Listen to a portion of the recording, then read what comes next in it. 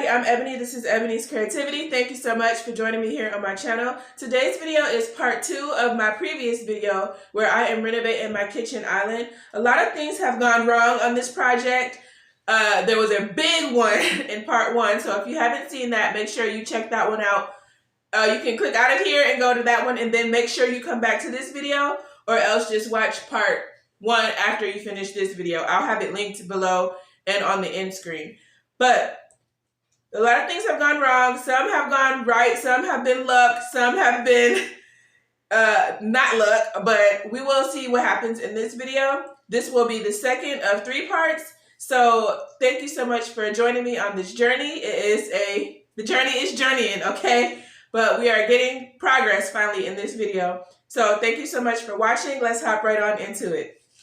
All right, so a small recap of where we started from in part 1. If you have not watched part 1, the link is in the description box, so go watch it when this one is over, please, and thank you.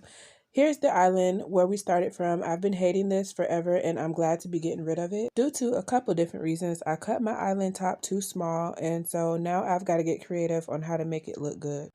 To rectify my mistake, I thought it would be a good idea to make a butcher block on the corner, just because that's how I really use this island anyway. Most of the time it has decorations on it, so I just only use a corner. So now that my idea has come together and I'm done stressing, I built that rectangle that I just showed, and I'm going to complete the build on the base of the island. I thought it would be nice to have a little area that kind of serves as like a cubby where the stools can tuck into. So I'm going to be building this out. To do that, I'm just going to keep applying these panels past the end of the original island. And I'm going to use that rectangle that I just showed as my stabilization. As you can see, I'm kind of putting it into place here. And you'll see how I kind of affix it to the original base later in the video. But for right now, I'm just kind of trying to get everything lined up and make sure that I have a perfect 90-degree angle on this corner. And now that I've got my rectangle at perfect 90 degrees, I'm going to go ahead and brad nail the panels to the rectangle. I did not nail down that last panel just because I'm going to be removing it to cut it so that it fits properly around my rectangle, but I put it in place just so I can have my spacing together. So here's how my rectangle looks from the other side. As you can see, I have my square down just to make sure I'm at 90 degrees. And here I'm just showing you how I did not nail that final one into place because I need to cut it. So I stopped down that side, and then I went on the opposite side and did the exact same thing. And then I just traced my line, which will tell me where to cut this piece so that it can get wrapped squarely around the rectangle edge. So at this point, I've cut both of those final panels, and now I'm just putting them back into place, and then I will nail those in as well.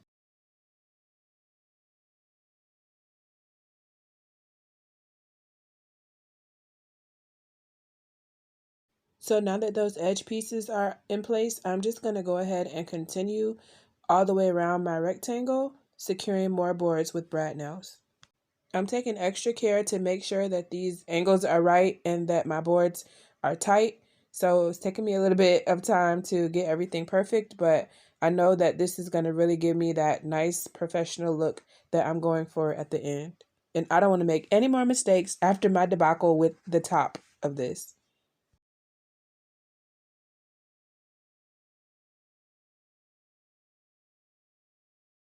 I just added screws right through the original base into my rectangle for stability.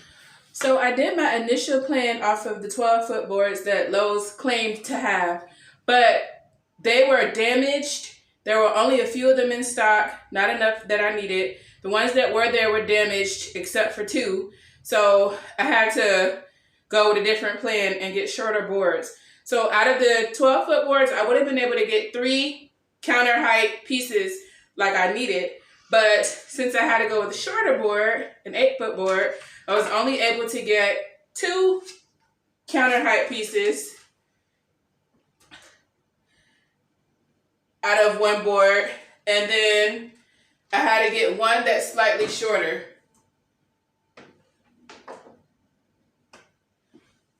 So instead of wasting these shorter boards, I came up with the plan to add like a header and a footer on the back side that won't get that much visibility.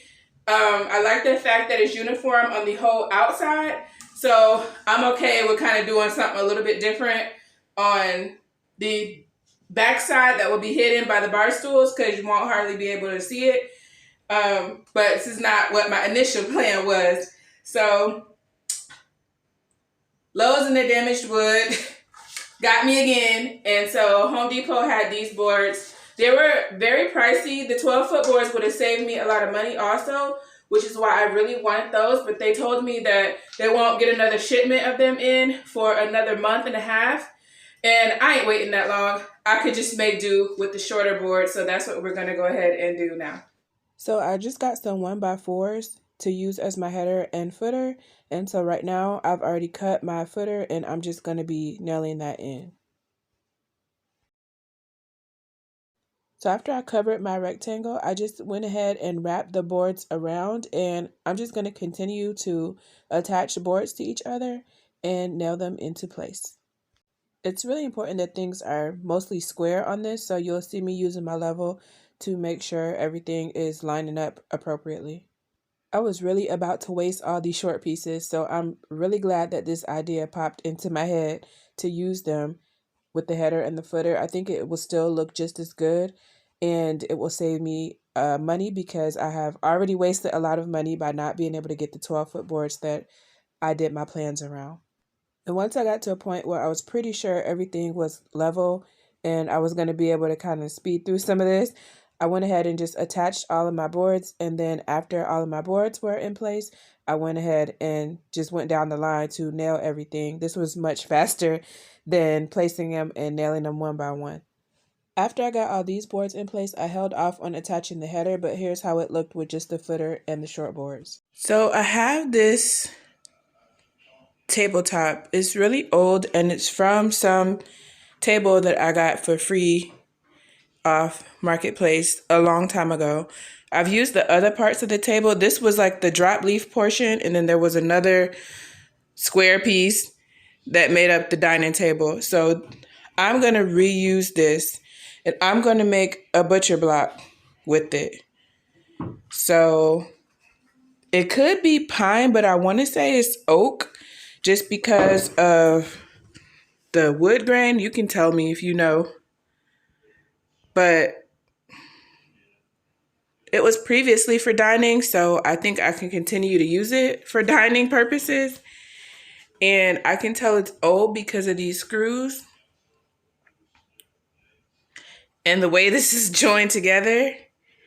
So yeah, I'm just gonna cut this down into smaller pieces and make a butcher block from it. And hopefully that gives me enough lumber to work with to make my butcher block. This wood is very heavy and thick, so I'm going to just start out by separating it into two pieces. Those screws were rusted into place, so I couldn't remove them, so this is what I did instead. I've decided not to film when I'm working on a table saw because filming is a distraction and I don't want to lose a finger. But I was surprised that one of those planks gave me a whole bunch of squares to work with, so I knew I would have enough and I felt relieved once I started cutting them up. I watched one tutorial, which is all it takes to be a professional, here on YouTube about making a butcher block. I've never tried something like this before. So the one tip that I got from that video was to use a lot of glue. So that is what I'm doing. I'm just going through each piece and connecting them all with glue. Like I said before, those two planks yielded me a lot of pieces, but at this point I did not have clamps big enough to go ahead and glue everything up. Plus, I wasn't really sure this was going to work, so I just kind of picked a stopping point, and here is what I clamped together. I just decided to kind of call it at this point, and if this works and everything glues up nicely, then I will add the rest of the planks tomorrow. But this is taking a lot of time between cutting all the pieces and sitting there applying glue to all of them without making a big, huge mess. So I just wanted to kind of get a good start and then just call it for the night. So now I'm back the next day checking my handiwork, and it looks like it's working. And I'm really kind of shocked that it worked. I don't know why, but I am. So I just went ahead and put down more glue and continued adding more pieces. And since it seems like every project I have to end up buying something, I went ahead and bought 36-inch clamps and 24-inch clamps. And when I got to the store, they were on sale, so I was really happy about that. I've been needing them for a while. I just hadn't gotten them. I've been able to work around it, but now I'm starting to go ahead and invest more and acquire the tools that I need for my woodworking adventures. So yeah, now I have big, huge clamps where I can go ahead and finish this glue up and then clamp everything overnight.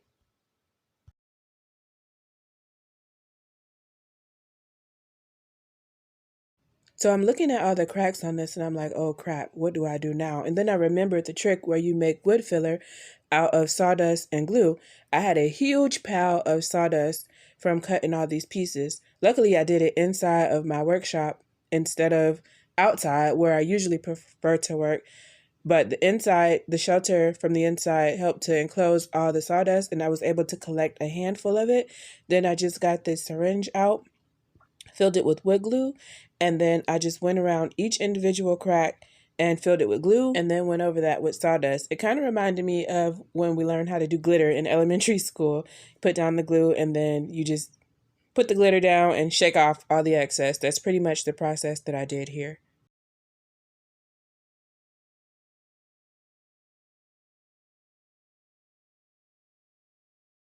So now that all the cracks are filled, I'm using those big clamps that I talked about a second ago to go ahead and let everything dry down. And even though I went through a whole 8-ounce bottle of Titebond, I don't think I used enough glue because I was expecting some to kind of spill out when I clamped it, but none did. So use a lot more glue than what you saw me use if you attempt to make a butcher block. All right, so I'm about to finish painting. These boards are already done. Remember, I did one coat on them in the last video if you watched it. These were boards that I added once I was able to get more.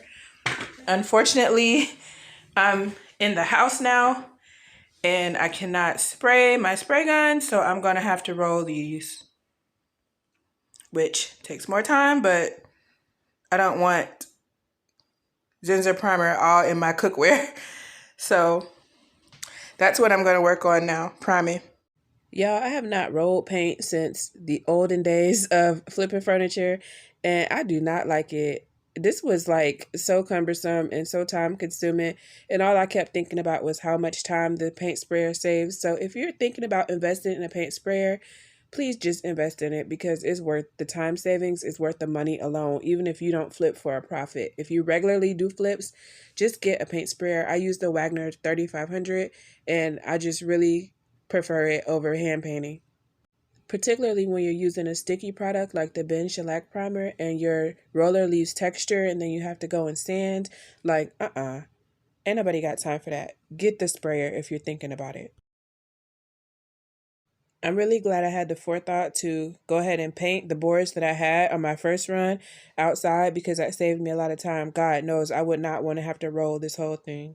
So after my primer dried, luckily I didn't have too much sanding to do, but I did clean everything down, and then I'm going in with my Fusion paint in coal black. And right now I'm just catching the new boards up to the old ones, so I'm just going to stop after one coat, then I'll come back and do my second coat on everything later in the video.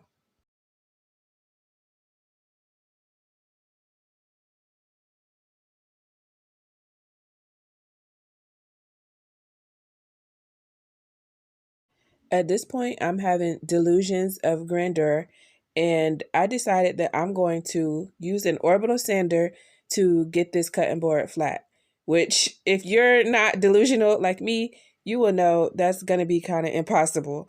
But I thought I don't have a planer or a belt sander, so I'm just going to do the best that I can with what I have. But again, you got to know when to hold them and when to fold them. And I did go in with 60 grit sandpaper and sand this. At this point, I'm kind of panicking because I'm realizing that my delusional state caused me to really just do too much, and starting to sand this was a dumb idea because it's never going to get flat with an orbital sander. However, I kept on sanding because this did help me identify which boards I needed to extract. This is a pretty deep groove here, and that's never going to get flat. And this piece here, so I'm just going to remove this piece and this piece and possibly this piece, because there's a big dip on this side, and just replace those pieces because they're never going to get smooth, but the rest of it seems pretty smooth. See how deep that is? I ain't got time to try to flatten. That's like a 1/4 inch dip, 1/8 of an inch, something like that. I don't know, but it's a deep one. So I left that piece darker so I'll know to take it out. And this one as well. I didn't sand it. And I left this one darker, but I'm still undecided about that one. So I'll see in a minute. So I went in with my Dremel to cut the glue lines, and that helped to release the pieces that I wanted to extract. So I did go ahead and do all 3 pieces. As you can see, this first one came out pretty easily, but when I hit the second one, the whole corner came off. So I realized that I hadn't cut all the way through, and I was very upset, but I went ahead and persisted anyway. So now that I've sanded some of the areas where I did not have enough glue became apparent. So I just went in with some more of that DIY wood filler, and then I replaced the pieces that I cut out and glued those back up and left it clamped overnight to dry. Next day, I'm still in full panic mode trying to figure out how I'm going to get this planed. So I looked on Facebook Marketplace to see who was selling hardwood around me, and I found this wonderful place called Harden Wood Designs. It's at 110 East 24th Street if you live in Hampton Roads, and this guy was nice enough just to plane this for me for free. So this is planed and it's flat and beautiful. I'm so excited. And now I'm just going to go make a cut to give me a straight edge. Some of these pieces are a little longer than the others. And I've got this I've been using as a handle. I've got to refill some cracks. And then we will go on to the next step. But I'm just going to go out to my table saw and cut a straight rectangle. All right, so I'm back from my saw and I've cut my rectangle and everything looks really good, and I'm really happy at how this turned out. In hindsight, I would not have used this wood because when I cut it, it became really clear to me that this was pine and not oak, which I had hoped for. Pine is not ideal to make a cutting board, but this is where we are, this is what we have, and this is what we're using. Here are some scraps from the original island that I wanted to kind of pay homage to it. So I cut them up into small pieces, and I'm going to be using them to make my butcher block appear to be thicker. I'm only doing 2 edges because those are the only 2 edges that will show. So this is kind of a faux butcher block in a way. Well, it's real butcher block, but the thickness is going to be faux because I'm just going to use pieces that I have left over to build it up. I'm really glad I found these scraps and I came up with the idea to use them because I always like to kind of pay homage to what was there before, but give things my new twist. So I thought that was a cool way to do that. And so I'm going to be kind of trying to make this thick because when I install my butcher block, I want it to match up with the edges of the current tabletop, you know, the one that I cut too short. And that is like 2.5 inches thick. There's no way I was going to be building a whole nother butcher block to go on top of, you know, to build up layers on top of the one that I already made. So I'm just using this kind of trick to make it appear to be a thick, big piece of butcher block, but in reality, it's only one layer with some added pieces around the edge. And because only 2 of my edges will be visible when you walk up to the island, I'm only going to do 2 edges with my faux thickness hack. I kind of thought that I would not have enough pieces to do everything that I needed to do from those 2 planks on that drop leaf. So I'm really glad that it yielded me so many small pieces. I'm really happy that so many things went right, even though so many things went wrong on this project. All right, so here's how this looked once I built up my faux thickness on 2 of the edges. Only sides that would be visible is going to be this side and this side. So that's why I only did two sides. When I was going to try to just use a pre-made cutting board, instead of building my own, I found this one in the store and I bought like 4 or 5. One I'm going to keep because my birthday is coming up and I ended up really liking it, but it wasn't right for this project. But this one was only $16.99 and I think it fits perfectly, so it must be 1 inch tall, and it adds a lot of weight that I was looking for to this to make it like actually a surface I could cut on. So I'm just gonna leave that in there instead of trying to find like scraps or something to put in it. It fits perfectly, pretty cheap, so I'm just gonna leave that in there to fill the space. And that'll help me when I go to install it because it's just one big piece. So if I need to do any screwing or nailing, I have the ability to do that now. So at this point, everything is sufficiently dusty and my allergies are like on level 10 and I can't take it anymore. So I know that I have to wipe down some of this dust. So I just decided to go ahead and wipe down the large portion of the tabletop that I cut too short, but it's already installed. So I went ahead and started to work on it. And I'm going to be using liquid sandpaper. If you're not familiar with this product, you can use this instead of scuff sanding when you're going to prime and paint. So once it dries, it kind of removes that shiny coat that the manufacturer put on your surface, and you're able to go ahead and prime on top of it. I had to cut another piece of this tabletop to fit right here. I'm trying to kind of do like a L. This is random. I'm kind of trying to do like a L shape and then have my cutting board here. And so I've cut another piece of the tabletop that fits right here. Luckily, I did a really good job on the saw. If you've been watching for a while, you know that doesn't always happen. But I just wanted to show you the difference. See how this one is really shiny still? And this one is matte and there's no luster to it? That's what the liquid sandpaper did. So that has prepped me for priming and painting. I would like to leave this a wood color, but since I have this crack to deal with, I'm gonna just go ahead and paint it. So that's where I'm at right now. I put a little bit of wood filler right here. I probably put some wood filler down this crack as well. And I'm gonna liquid sandpaper this side and then I'll be ready for a primer. I decided that I might be able to add a little bit of this tight bond in to kind of help me achieve the tightest fit possible and to make sure that my pieces stay together. So I went ahead and added this step in. I just kind of saturated the edge of this with tight bond and then clamped everything together.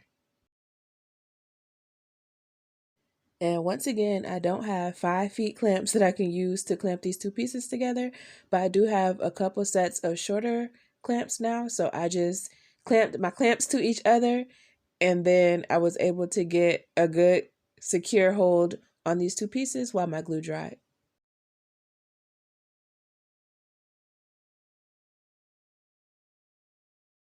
But while I'm waiting for the glue to dry, I didn't want to delay my progress any longer because this project is taking a while so far.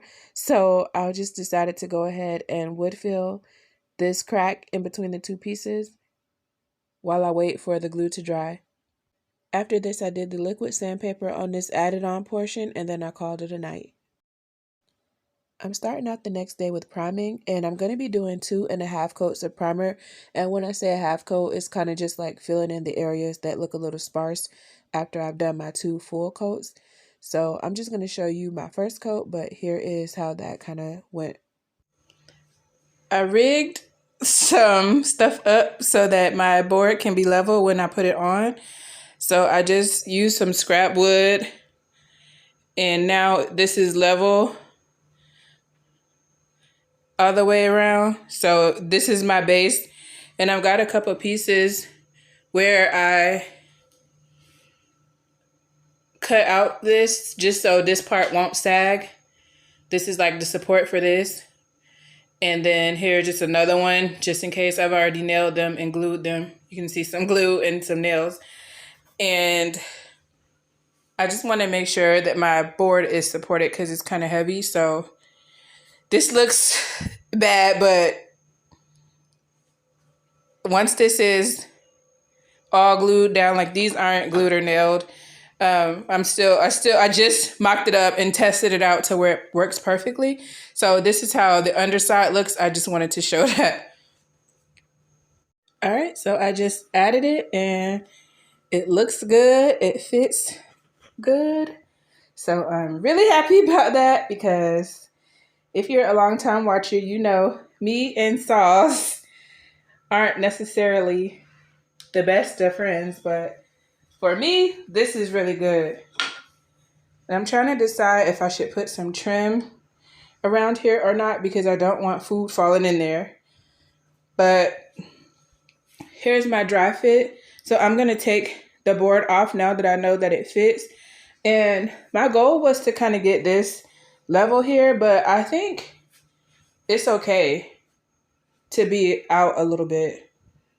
I'm not going to mess with it. Y'all are probably going to think I have lost my mind, but yes, I am spraying inside my house black paint. The Ben primer is a little bit different to spray inside because it's not water-based, but I figured this is water-based, so even though, and it's low VOC, so even though it's not ideal to spray inside, the time saving, like I just can't do it anymore with this project. I'm ready to wrap it up. I have a full-time job and I really only get the weekends to focus on this, and I want to finish this in some sort of a timely fashion. Plus, like I said, my birthday is coming up and I am looking forward to having a party here, so I need to clean this mess up. Plus, my allergies are on like level 10 at this point, and I just need to clean all this construction debris up and get my kitchen workable again. So I'm going to be spraying just for the time savings.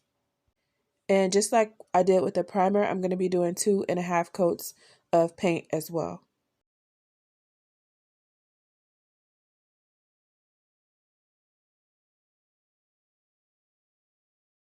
So here's how it looked with my second coat of paint applied.